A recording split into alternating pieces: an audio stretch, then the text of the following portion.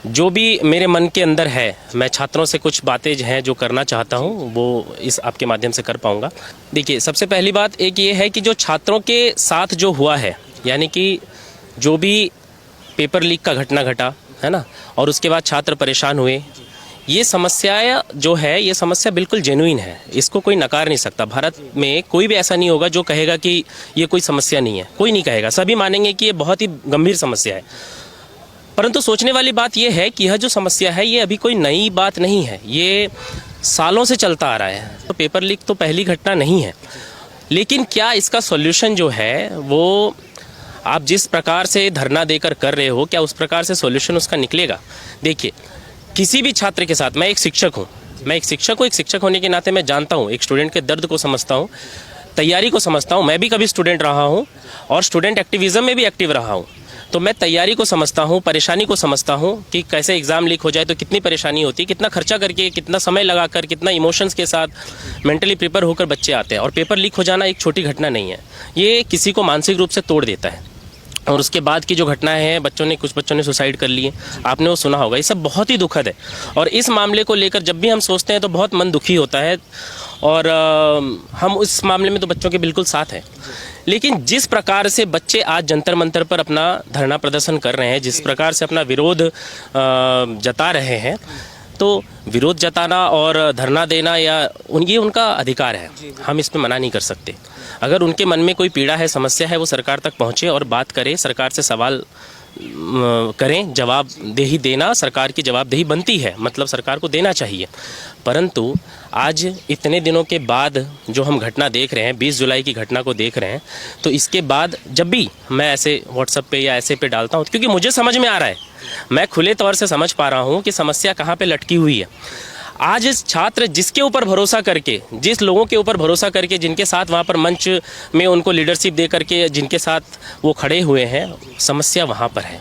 समस्या क्यों है? क्योंकि जो आपके नेता बनने के लिए वहाँ पर आ रखे हैं, वो वास्तविक क्या छात्र के सुविधा के लिए आ रखे हैं या अपने पॉलिटिकल कुछ प्राप्त करने के उद्देश्य से वहाँ पर आ रखे हैं, ये जानना जरूरी है। आज छात्र कह सकते हैं कि क्या दिक्कत हो गया, कोई भी पॉलिटिकल पार्टी के लोग आ गए, कोई भी कुछ आ गया, तो उससे समस्या क्या है, क्या हो सकता है? छात्र का जो मुद्दा है वो तो जरूरी है। भाई, छात्र का मुद्दा जरूरी है, बिल्कुल जरूरी है, लेकिन जवाबदेही उन लीडर्स की भी बनती है कि वो किस बैकग्राउंड से आते हैं, किस मानसिकता के साथ आते हैं। अब आप मुझे एक बात बताइए कि आज जैसे शिक्षा व्यवस्था में कोई भी समस्या आती है, आपने किनको पकड़ा? शिक्षा मंत्री धर्मेंद्र प्रधान जी को पकड़ लिया। आप कह रहे हैं कि उनकी रेजिग्नेशन आपको चाहिए। क्या धर्मेंद्र प्रधान जी ने पेपर लीक करवाया? क्या वो उसमें इन्वॉल्व थे? नहीं। लेकिन उस सिस्टम के मालिक वो हैं, इसीलिए आप उनको जिम्मेदार मानते हैं। इसीलिए अगर छात्र वहाँ पर खड़े होते हैं और उनके लीडर जो हैं, अगर उनका बैकग्राउंड खराब आता है, तो यह मुद्दा भटक जाता है, क्योंकि उसी के वजह से लोग उनके साथ खड़े नहीं हो पाते, चाह कर भी। आज मैं भी चाहता हूँ कि बच्चे अगर स्टूडेंट वहाँ पर आ रहे हैं तो हम उनके साथ जाएं, लेकिन हम वो मंच देखते हैं कि किनको दिया जा रहा है। वो मंच सीजेपी के जो लोग हैं वो किनको दे रहे हैं? ऐसे सारे लोगों को दे रहे हैं जो एंटी सोशल चीज़ों में इन्वॉल्व है। अरुंधति रॉय को देते हैं आप, जो कहती हैं कि Kashmir is not an integral part of India, है ना। आप सरजील इमाम, उमर खालिद, ऐसे लोगों को देते हैं जो कि एंटी नेशनल एक्टिविटीज़ में अभी केस चल रहा है उनके ऊपर, है ना, जेल के अंदर बंद है, वैसे लोगों को लेकर आते हैं। धारा 370, क्या स्टूडेंट्स को अभी मालूम है धारा 370 की वजह से क्या चल रहा था देश में? उसको लेकर वहाँ पर चर्चाएं होती है। राम जी के नाम को लेकर चर्चाएं वहाँ पर, मतलब उनको बदनाम किया जाता है। एक बच्चे का तर्क आया मुझे कि सर उसमें कोई गलती तो नहीं था, है ना, सीता के पति को बोल दिया, तो ये शब्द में कोई गलत थोड़ी है, वो तो राम जी का ही है। तो भाई, मेरे उस बच्चे से सवाल है कि क्या आप अपने पिताजी को अपनी माता जी के पति के नाम से बुलाते हो? मान लो आपके माता जी का नाम गीता है, आप वो गीता के पति ऐसा कह के बुलाते हो? नहीं बुलाते हो ना। तो जिनको हम आराध्य मानते हैं, आप उसको इस तरह से कर रहे हो। अच्छा, दूसरी बात, आप वहाँ पे नाम किसका ले रहे हो? नाम रहेगा अल्लाह का, है ना। वो भी DU की प्रोफेसर है, रिटायर्ड प्रोफेसर है, जिन्होंने ये बात कही है। और उनके आप परिवार को जब खंगालेंगे ना, आपको समझ में आएगा कि वो इस तरह की बातें क्यों करती हैं। वो घोर लेफ्टिस्ट और उसी तरह के विचारों में पली बढ़ी हैं।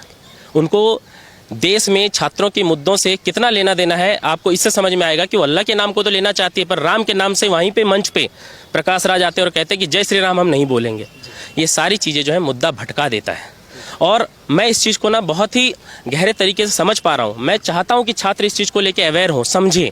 क्यों? क्योंकि मैं इसी दिल्ली में रहा हूँ जब 2019 के समय में दिसंबर के महीने के पहले CA NRC को लेकर के प्रोटेस्ट चालू हुआ था। हमने देखा था जाफराबाद में, हमने देखा था दिल्ली के शाहीन बाग में किस तरह से प्रोटेस्ट चालू किए गए थे और किस तरह से जामिया मिलिया इस्लामिया के अंदर जो छात्र हैं उन्हीं को सामने रख कर ये सारी घटनाओं को अंजाम दिया गया था। पहले आपको मैं बताता हूँ, जो भी छात्र हैं, एक बात जो है सभी छात्रों को समझना चाहिए कि आज जो भी जेनजी हैं उनकी एज क्या है। वो आज 17, 18, 19, 20, ज़्यादा से ज़्यादा 21, 22 इसी एज के हैं ना, अधिक से अधिक यही है। उन्होंने जब से होश संभाला होगा 10, 11, 12 साल के बाद, जब वो दुनिया समाज देश को समझने लगे होंगे, तब से वो भारत देश में बीजेपी सरकार को ही देख रहे हैं। उससे पहले की सरकारों के काम काज को उन्होंने नहीं देखा है। और उसके बाद जब बीजेपी काम कर रही है तो उसके ऊपर जो भी, क्योंकि देखिए सरकार में हर कोई परफेक्ट हो, हर काम अच्छा हो, ये बिल्कुल ज़रूरी नहीं है। अगर कोई काम कभी गड़बड़ होता है, कुछ भी होता है तो क्रिटिसिज्म आती है। और उन्होंने, बच्चों ने सिर्फ बीजेपी के अगेंस्ट क्रिटिसिज्म को सुना है, बीजेपी के काम को देखा और क्रिटिसिज्म को सुना। लेकिन उन्होंने 1 to 1 जो होता है कि पर्सनल एक्सपीरियंस के साथ उन्होंने पिछले सरकारों के काम को भी देखा हो, ये नहीं किया, उनको ये नहीं मालूम है। और आज वो जिनको अपना नेता बनाकर वहाँ पर खड़े हो रहे हैं, जिनको नेता बनाकर उन्होंने वहाँ पे खड़ा किया है, आप उनके पूरे घटनाक्रम को अगर देखेंगे तो आपको समझ में आएगा कि बच्चे जो अभी उनके साथ खड़े हो रहे हैं उनको उनकी मानसिकता के बारे में नहीं पता, उनको उनके मोडस ऑपरेंडी के बारे में नहीं पता। मैं उन सब चीज़ों को देखा हूँ। मैं IIT दिल्ली का छात्र रहा हूँ। मैं जब वहाँ पर था, मैंने वहाँ पर भी देखा है कि किस तरह से छात्रों को कोई भी एक मुद्दा उठाकर बुलाया जाता है और बाद में अपने सारे एजेंडे डाले जाते हैं। आप बताइए, CA और NRC की वजह से क्या किसी देश, भारत के किसी भी मुसलमान को निकाला गया? अभी तक कोई भी एक केस आया? कुछ नहीं आया। और मुद्दा क्या होता है, एक छोटे से मुद्दे को उठाते हैं, उसके बाद ये इसको वायलेंस में कन्वर्ट करते हैं, वेंडलिज्म, पब्लिक प्रॉपर्टी वेंडलिज्म। उसके बाद उसको तोड़फोड़ करते हैं। तोड़फोड़ करने के बाद जब पुलिस एक्शन लेती है, भाई आपने सिक्योरिटी प्रोटोकॉल तोड़ रहे हो, आपका जो एक नागरिक होने के नाते आपका कर्तव्य था, आप उससे दूर हट के काम कर रहे हो, असामाजिक तत्वों को आप जगह दे रहे हो, उनके साथ मिलकर आप काम कर रहे हो। जब पुलिस अपना एक्शन लेती है तो आप उस पर फिर हो हल्ला मचाते हो, हाय तौबा मचाते हो, और उसी के बाद फिर पुलिस को आप वही, यानी कि आप एक के ऊपर एक सीढ़ियों की तरह चढ़कर आप ऊपर तक आगे आकर अपना नाम कमाना चाहते हो। और जब अभी ये घटना घटा ना, तो मैंने भी गूगल किया, है ना, अभी इंफॉर्मेशन का ज़माना है, सभी बच्चे कर सकते हैं, गूगल सबके पास है। जब वो गूगल करके देखेंगे ना तो उनको सारी चीज़ें समझ में आएगी, कितने पेपर लीक हुए हैं, है ना। मैं ये कंपेयर बिल्कुल नहीं करना चाहता कि वो गलत था तो हम भी गलत कर सकते हैं, ये नहीं है। लेकिन हमें मनसा देखना पड़ेगा कि उस गवर्नमेंट के टाइम पे जब पेपर लीक होता था, क्या वो वाकई एक्नॉलेज होता था? आज जो सरकार के लोग खड़े होकर के यहाँ पर पेपर लीक के मामले में शिक्षा मंत्री का इस्तीफा मांग रहे हैं, क्या वो उस समय इस्तीफा देते थे? क्या उनसे कोई इस बारे में इस्तीफा के लिए मांग करके इस तरह से धरना प्रदर्शन करके दंगाई बनने की कोशिश कर रहे थे क्या कोई लोग? नहीं। दूसरी बात आपको बताता हूँ, 2024 में ही anti paper leak bill pass हुआ था, है ना। उसके ऊपर सरकार ने, बीजेपी सरकार ने पहली बार कार्रवाई करना शुरू किया। और अभी जैसे ही पेपर लीक का मामला सामने आया, लोग कहते हैं कि गवर्नमेंट ने एक्नॉलेज नहीं किया, उन्होंने जिम्मेदारी नहीं ली। भाई अगर जिम्मेदारी नहीं ली तो रीनीट ऐसे ही हो गया क्या? हाँ, 3 मई को पेपर हुआ, शायद 7 या 8 मई को जो है पेपर लीक होने की बात सामने आई। गवर्नमेंट ने तुरंत उसको सेंट्रल एजेंसी को दिया कि भाई जांच करो इसमें क्या हो रहा है। और जैसे ही गवर्नमेंट को लगा कि ये काम स्लो हो रहा है, उन्होंने उसको CBI को दिया। CBI ने 7-8 दिन के अंदर ही जो कल्प्रिट थे 13 लोगों को पकड़ के तुरंत सामने लेकर आई। और गवर्नमेंट ने, यानी कि मिनिस्टर्स ने, जो मिनिस्टर हैं शिक्षा मंत्री, उन्होंने तुरंत ही नीट के लिए डेट डिक्लेयर किया और with in time frame smoothly सारी चीज़ें हो गई। आप देखिए 16 जुलाई को रिजल्ट भी आ गया, है ना। मैं ये नहीं कहता कि बच्चे इसमें परेशान नहीं हुए, पर जो पढ़ने वाले बच्चे थे उन्होंने उस 1 महीने को भी यूटिलाइज करके वापस से तैयारी चालू कर दी। आप अभी जब रिजल्ट आया होगा आपने देखा होगा, तो गवर्नमेंट ने तो अपना एक्शन तुरंत ही लिया। साथ में गवर्नमेंट ने ये भी बताया कि नेक्स्ट टाइम से जब भी होगा तो हम इसको CBT में कन्वर्ट कर देंगे, यानी कि CBT मोड पे एग्जाम लेंगे, कंप्यूटर बेस्ड टेस्ट के मोड पर हम एग्जाम लेंगे। भाई गवर्नमेंट क्या एक्शन ले रही है ये जानना जरूरी है। क्या हाथ पे हाथ धरे बैठी हुई है? बैठी तो नहीं है। दूसरी बात, आप रेजिग्नेशन की मांग कर रहे हो, बार बार हर चीज़ पे रेजिग्नेशन। आप बताओ कि आज ये शिक्षा मंत्री, क्या आपको लगता है ये काबिल नहीं है? इतने सालों से ये मंत्री पद संभाल रहे हैं, आपको क्या लगता है कि ये काबिल नहीं है? ये बिल्कुल ऐसा लगता है आपको? क्योंकि अगर आप इनको रेजिग्नेशन आप इनसे ले लेते हैं, फिर जो आएंगे आप खुद ही जानते हैं, आप खुद ही कहते हैं कि क्या फिर पेपर लीक नहीं होगा।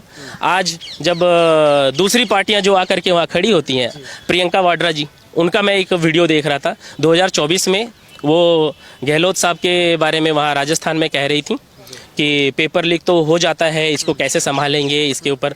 और 2021 आपको याद होगा रीट्स का पेपर राजस्थान में लीक हुआ था, है ना। तो उस समय कांग्रेस गवर्नमेंट थी, क्या किसी ने रेजिग्नेशन दिया था, क्या किसी ने लिया था, क्या किसी ने मांगा था, है ना। तो ये समस्या रेजिग्नेशन की वजह से सॉल्व होगा ऐसा नहीं है, एक्शन से सॉल्व होगा। क्या रिजोल्यूशन है उसका, क्या प्रॉब्लम के लिए गवर्नमेंट स्टेप ले रही है, इससे सॉल्व होगा। और गवर्नमेंट ने स्टेप लिया है। अगर लोगों को लगता है कि इससे भी कड़ा स्टेप लिया जाना चाहिए था, तो स्टूडेंट को उस मांग पर अड़ना चाहिए था। आप मांग क्या कर सकते हैं, देखिए मैं एक टीचर हूँ, मैं समझता हूँ चीज़ों को। मैं ये मांग करता हूँ कि जो भी 13 लोग पकड़े गए उनके ऊपर सख्त से सख्त कार्रवाई हो, उनके ऊपर फांसी की सज़ा की भी कार्रवाई हो। क्यों? क्योंकि मैं जानता हूँ कि बच्चों के इमोशन के साथ ये किस तरह का खिलवाड़ है। आज मेरे ही घर के बच्चे होंगे तो कितने परेशान होंगे। और आप एक बात बताइए, जिन्होंने पेपर लीक किया, क्या उनके घर के बच्चे होंगे तो क्या वो परेशान नहीं होंगे? वो भी बिल्कुल परेशान होंगे। लेकिन फिर भी ये जब घटना घटती है तो जो स्टूडेंट जो खड़े होते हैं, उनका मन का पीड़ा वो बिल्कुल सही है, लेकिन उसके ऊपर जो बैठ के लोग राजनीति कर रहे हैं ना, ये गलत है। और इसके वजह से सरकार चाह कर भी नहीं सुन पा रही। आप सोचिए कि ये भारत जो है युवा देश है, यहाँ युवाओं की संख्या सबसे अधिक है। और क्या आपको लगता है कि सरकार युवाओं को इग्नोर कर सकती है? किया जा सकता है, सोच कर भी नहीं कर सकती। तो आप कैसे सोचते हैं कि इस मामले में नहीं करेगी सरकार, बात नहीं करेगी? सरकार बात कर रही है, करने को तैयार है, लेकिन आप एज ए स्टूडेंट तो जाइए। आपने कहा कि मैं शिक्षक हूँ, मैं अच्छे से समझ सकता हूँ। तो राहुल गांधी ने जो कहा है कि एजुकेशन सिस्टम पूरी तरह देश में ख़त्म हो चुका है और मोदी सरकार युवाओं का भविष्य बर्बाद कर रही है, नौकरियां नहीं दे पा रही है, रोजगार नहीं है, तो आपको क्या लगता है एजुकेशन सिस्टम ख़त्म हो रहा है देश में? देखिए, ये ना एक तरह की गंदी राजनीति है। आप समझिए कि अगर आपको लग रहा है कि ऐसा है, तो एजुकेशन सिस्टम जब कांग्रेस गवर्नमेंट बनी है आज़ादी के बाद से, तब से चली आ रही थी ना। हाँ, आप एक बात बताइए कि देश में सरकारी नौकरी कितने लोगों को दिया जा सकता है? महज 1 से 1.5% लोगों को, उससे अधिक नहीं। और ये एनईपी जो लाया गया है, आपने बहुत बिल्कुल सही सवाल किया मुझसे कि न्यू एजुकेशन पॉलिसी जो 2020 में लाया गया, उसके बाद दिल्ली यूनिवर्सिटी पहली यूनिवर्सिटी भी है जिसने भारत में इम्प्लीमेंट किया। और मैं आपको बताना चाहता हूँ कि इसमें इस तरह के करिकुलम को रखे गए हैं कि बच्चे स्किलफुल बने। गलती से कोई सब्जेक्ट किसी ने ज़बरदस्ती कोई फील्ड में चलाया तो उसको इस मन में उसके अंदर ये पीड़ा ना हो, वो जो भी करना चाहे, जिस तरह से भी चीज़ें करना चाहे, अपने समय सीमा के अनुसार भी कर सकता है, एक बार में 2 कोर्स भी कर सकता है। तो शिक्षा में तो बहुत ही ज़्यादा पॉजिटिव बदलाव आए हैं। अगर राहुल गांधी इस बात को नहीं समझ रहे हैं तो ये तो उनकी बेवकूफ़ी है। आप एक बात बताइए, आज एक चीज़ आप नोटिस कीजिए कि धर्मेंद्र प्रधान के रेजिग्नेशन के पीछे का एक कारण क्या हो सकता है? आपको पता है? आप अगर आज एजुकेशन सिस्टम में देखेंगे, बहुत ज़्यादा रिवोल्यूशन अभी इस टाइम पर आया है भारत की शिक्षा व्यवस्था में। स्किल के ऊपर काम करने की बात सरकार ने किया है। साथ ही साथ जो सिलेबस था, अच्छा हम भारत के लोग हैं, भारत को भारत की दृष्टि से देखना हमारा काम है। हम जो विदेशी आए उनके विचारों से लिखी पुस्तकों को पढ़ रहे हैं, उनके ज्ञान को लेकर के अपने आप को समझने की कोशिश कर रहे हैं। क्या ये समझदारी है? इस सरकार ने क्या किया? इस बार इतिहास की किताबों में बदलाव किया। आज मैं अपने घर परिवार में अपने बच्चों से भी पूछूंगा कि छत्रपति शिवाजी महाराज कौन थे, उनको नहीं पता। समुद्रगुप्त कौन थे? आप नेपोलियन को तुलना करके कहते हैं कि नेपोलियन ऑफ इंडिया समुद्रगुप्त को आप कहते हैं, है ना। तो आप उनसे तुलना कर लेते हैं, लेकिन समुद्रगुप्त कौन थे कहने से आप नहीं जानते उनको, है ना। तो ऐसे सारे लोगों को वहाँ पर लाया गया। कांग्रेस को पता है दर्द क्यों है? क्योंकि अब इस सिलेबस में इमरजेंसी के टाइम के भी सिलेबस को जोड़ा गया है। और मैं आज के जो जेन जी हैं, मैं उनसे कहना चाहूँगा कि भाई, ये इन्फॉर्मेशन का ज़माना है। आप चीज़ों को समझने के लिए खुद के रिसोर्सेज को यूज़ कर सकते हैं। आप इमरजेंसी के ऊपर बहुत सारी किताबें हैं, आप पढ़ते क्यों नहीं हैं? आप पढ़िए और आप देखिए कि तानाशाही एक्चुअली में क्या होता है। एक्चुअली में तानाशाही क्या होता है, जब आप पढ़ेंगे तब आपको पता चलेगा। आपके पास सारे रिसोर्सेज उपलब्ध हैं। आप CA NRC के चीज़ों को भी आप एक बार खंगाल कर देखिए। आप आज से 5 साल 7 साल पहले शायद 12 13 14 साल के रहे होंगे, आपने उस दौर को नहीं देखा या नहीं समझा। अब आपके पास मौका है, आप देखिए, समझिए और आप उस चीज़ को अपने आप से समझने की कोशिश कीजिए कि आपको किसके साथ खड़ा होना चाहिए और किसके साथ नहीं। आप जो जंतर मंतर पे जिनको आपने लीडरशिप दिया है, उस लीडरशिप के वजह से आपका काम नहीं हो रहा। आप थोड़ा सा इनके घनचक्कर, ये जो है ना जंतर मंतर पे बैठे हुए, इनका मोटिव कभी भी स्टूडेंट के बेनिफिट के लिए है ऐसा कभी प्रतीत नहीं होता। आप थोड़ा सा क्रोनोलॉजिकली चीज़ों को समझिए। 20 जुलाई को क्या हुआ, गवर्नमेंट ने सुबह 6 बजे बोल दिया ठीक है भाई आज हम मिल लेंगे। ये 2 लोग गए उनको मिलने के लिए, नड्डा जी को, ये वहाँ गए हैं। तो बाकी प्रोटेस्टर्स को क्या करना चाहिए कि ठीक है भाई हमारे प्रतिनिधि तो गए हैं सरकार से बात करने के लिए, थोड़ा बात कर ले, देखें क्या आउटपुट निकल कर आता है, फिर हम समझेंगे। उन्होंने उसका वेट नहीं किया।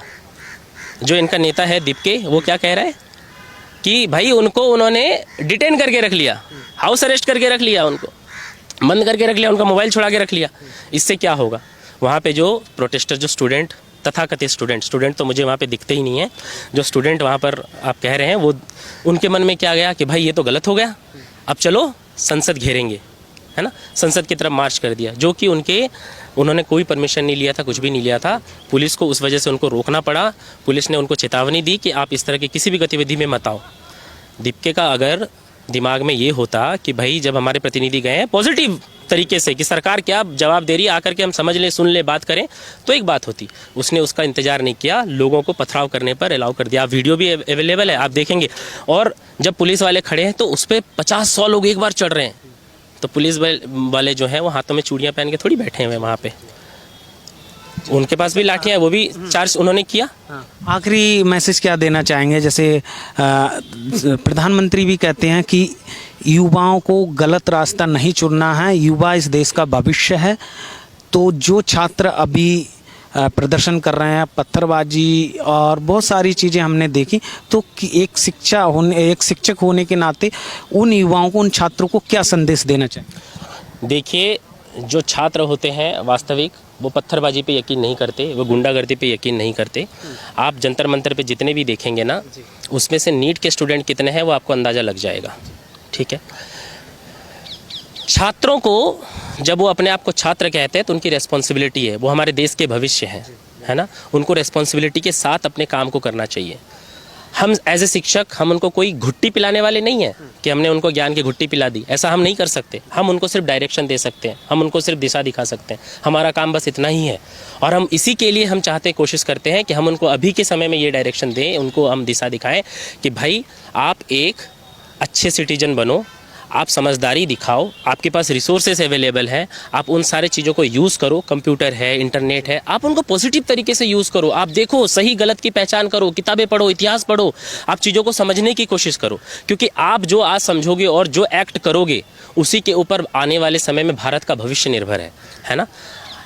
एक्शन जिस तरह करोगे, रिएक्शन उसी तरह आएगा। तो जो स्टूडेंट हैं उनको भी ये समझना चाहिए कि आप जो भी एक्शन आज कर रहे हैं, उसी के बदौलत आपके आने वाले समय में रिएक्शन आने वाला है। आप इस देश के आने वाले भविष्य हैं, इसको नेपाल और बांग्लादेश जैसा बिल्कुल भी बनने मत दीजिए। आपके हाथों में है। आप जो सरकार चुनकर आई है, बहुत ही सौभाग्य से ये सरकार चुनकर आई है। क्यों? क्योंकि आपने भारत के इतिहास में पुराने सरकारों को नहीं देखा, उनके एक्टिविटीज़ को नहीं देखा। मैं आपको कुछ पॉइंट्स दे देता हूँ। आप 2G घोटाला जाकर देखिए, कॉमनवेल्थ गेम घोटाला देखिए, कितने सारे घोटाला। आप घोटालों का लिस्ट निकालिए और पढ़िए कि क्या हुआ है देश में। इमरजेंसी को पढ़िए, आपको कांग्रेस के समय में 1975 की ईस्वी में क्या इमरजेंसी हुआ था। मैं भी उस समय पैदा नहीं हुआ था, मैं भी नहीं था, लेकिन मैंने जब इतिहास को पढ़ा तब मुझे समझ में आया। तो मेरे युवाओं से यही एक विनम्र निवेदन है मेरा कि आप लोग भटकाव वाले लोगों के साथ मत जाइए, वैसे लोगों के साथ उनको नेता बनाकर उनके पीछे मत जाइए, जो राजनीतिक रोटी सेकने के लिए, अपने आप को आगे रखने के लिए सारी चीज़ें करने को तैयार है। वो बस आपको यूज़ कर रहे हैं, और आपको यूज़ नहीं कर रहे हैं, आपको मिसयूज कर रहे हैं। वहाँ पे कोई भी प्रोटेस्ट, कोई भी लाठीचार्ज करने वाला, अरे वहाँ पे लोग माचिस जलाकर वो थार की गाड़ी की वीडियो आपने देखी होगी, वहाँ डाल रहे हैं, और किस किस तरह से अभद्र टिप्पणियाँ कर रहे हैं। कल की वीडियोज़ आप देखिए, किस किस तरह के स्लोगन्स लगाए जा रहे हैं। क्या आपको लगता है एक छात्र, जागरूक छात्र इस तरह की बातें करेगा? बिल्कुल भी नहीं करेगा, है ना। तो मेरा युवाओं से यही एक निवेदन है कि आप अपने आप को समझिए, जानिए। हम आपके एज ए शिक्षक, हम आपके कभी भी दुश्मन नहीं हैं। हम आपको सही डायरेक्शन में लेकर जाना चाहते हैं। हमें कौन सही क्या गलत हम आपको नहीं बताएंगे, ये आप खुद ही जानिए। हम आपको बस दिशा देंगे, हम आपको डायरेक्शन देंगे। आप आपके पास दिमाग है, आपके पास विवेक है, आप उसको यूज़ कीजिए। आप 18 साल से ऊपर के हो चुके हैं। आप सोचते हैं कि मैं छात्र के नाम पर बच जाऊंगा कुछ भी गलती करके, आप नहीं बच सकते। यहाँ पर आप समझिए कि 18 साल से ऊपर आप एडल्ट हैं, आपके ऊपर नागरिक भारत का हर वो कानून लगेगा, इसीलिए आप स्टूडेंट के नाम पर बच नहीं सकते। तो आप कोई भी कदम सोच समझ कर लीजिए।